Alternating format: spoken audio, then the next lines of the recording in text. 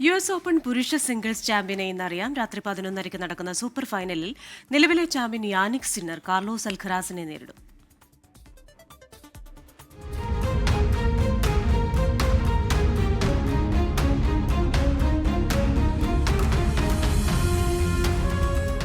Clay കോർട്ടിൽ അൽക്കറാസിന്റെ അതീശത്വം, പുൽക്കോട്ടിൽ വിന്നറായി Sinner.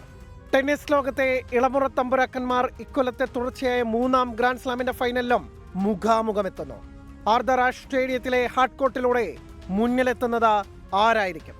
ഇതിഹാസ താരം നൊവാക് ജോക്കോവിച്ചിനെ നേരിട്ടുള്ള സെറ്റുകൾക്ക് വീഴ്ത്തിയാണ് കാർലോസ് അൽക്കറാസ് 2-ാം US ഓപ്പൺ ലക്ഷ്യമിട്ടുള്ള കലാശപ്പോരിന് ടിക്കറ്റ് എടുത്തത്.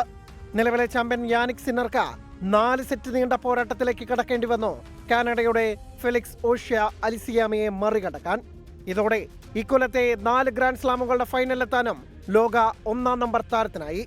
നേർക്കുനേർ കണക്കുകളിലെല്ലാം അൽക്കറാസിനാണ് മുൻതൂക്കം. ഇതുവരെ മുഖാമുഖമെത്തിയ 14-ൽ 9 എണ്ണത്തിലും ജയം. Grand സ്ലാമുകളിൽ 3-2 lead.